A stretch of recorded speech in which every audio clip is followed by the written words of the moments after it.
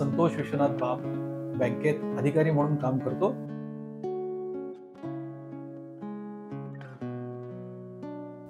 आपण जसं 10वीची परीक्षा झाल्यानंतर पुढे आल्यानंतर आपल्याला ज्या जवळ द्यायला लागतं तसं ग्रॅज्युएशन ही आत्ताच्या सगळ्या शिक्षणाची बेसिक स्टेप आहे।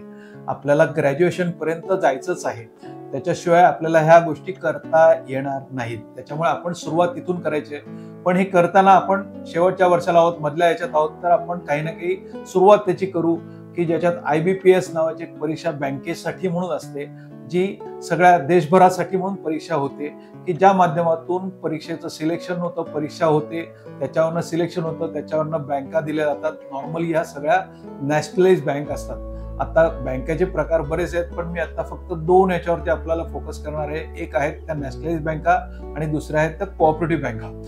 नॅशनलाइज बँका आणि कोऑपरेटिव्ह बँकांमध्ये थोडासा फरक असतो, पण त्या फरकाकडे आपण आता जाऊया नको, कारण तो थोडासा वेगळा विषय होईल। आपल्याला ह्या 2 गोष्टी असतात।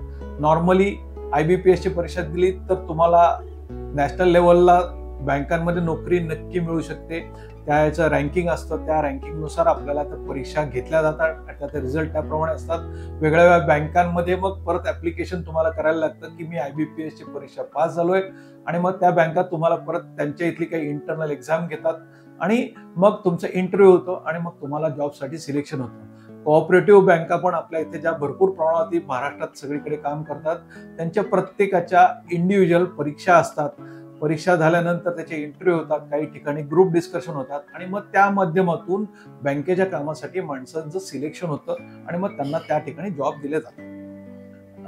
आता आपल्याला सगळ्यांना, आपण लहानपणापासून आई वडिलांबरोबर बँकेत जातो, आपण सगळीकडे बघतो तिथे एक टेबल असतं, त्याच्यावरती एक माणूस बसलेला असतो। आता नवीन ह्याच्यामध्ये तो माणूस कॉम्प्युटर समोर बसलेला असतो आणि त्याच्या मागे एक माणूस बसलेला असतो, तो काहीतरी करत असतो, हा समोरचा माणूस काहीतरी करत असतो।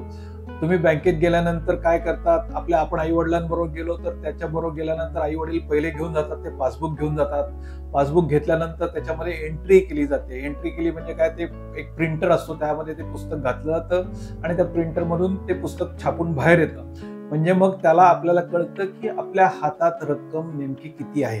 आपल्याला पहिल्यांदा कळलं पाहिजे की आपल्या हातात नेमकी आता आपल्या हातात पैसे किती आहेत, आणि जे पैसे आपल्याला काढता येतील का नाही, काय करायचंय आपल्याला त्याच्यावर ठरवता येईल की माझ्या खात्यात आज 1000 रुपये आहेत, माझी आजची गरज आहे ती 800 रुपये काढायची आहे, मग तेवढेच पैसे मी त्यातनं काढू शकतो।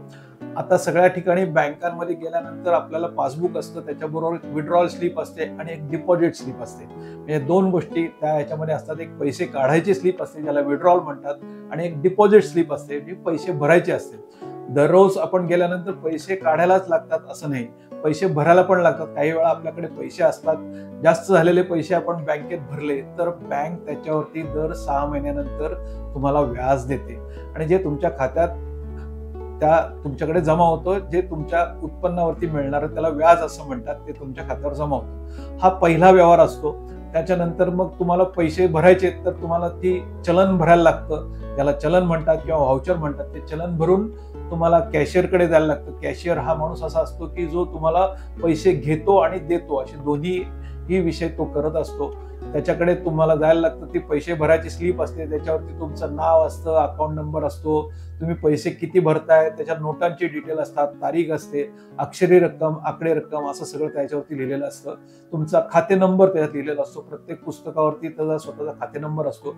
त्यानुसार तो कॅशियर तुमचे पैसे घेतो आणि तुम्हाला एक शिक्का मारून, त्याच्यावरती एक शिक्का मारतो, तो पैसे जमा झालेत असं त्याच्यावरती तो शिक्का मारतो आणि तुम्हाला एक छोटी स्लिप परत देतो, त्याला काउंटर स्लिप असं म्हणतात किंवा पावती असं म्हणतात। ती तुम्हाला मिळाल्यानंतर ती तुम्ही तुमच्याकडे ठेवायची असते। त्याच्यानंतर तुम्हाला त्याच्या एंट्री आपल्याला परत पासबुक मध्ये करून मिळतात। हा बेसिक व्यवहार असतो।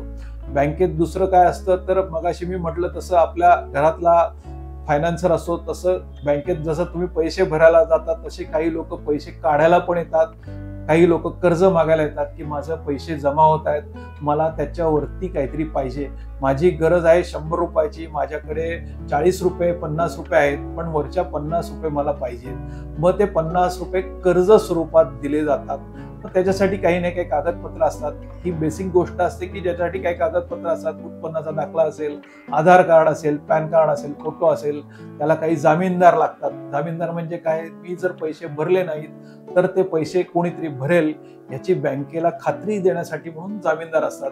अशी सगळी त्याची प्रोसेस असते. नॉर्मल ह्या दोन ह्याच्यामध्ये आपल्या इथलं सगळं बँकिंग डिवाइड केलं आहे. डिपॉझिट, कर्ज अशा दोन ह्याच्यामध्ये आपलं हे सगळं बँकिंग त्यामध्ये डिवाइड केलेलं आहे आणि त्याप्रमाणे हे सगळं बँकिंग चालतं.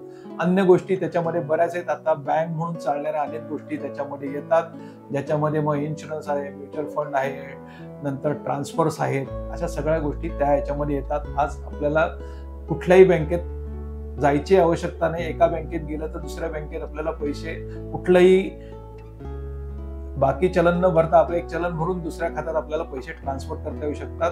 विदिन काही मिनिटाच्या मध्ये ते पैसे दुसऱ्या खात्यात जमा होतात. हे नॉर्मल बँकेचे व्यवहार आहेत.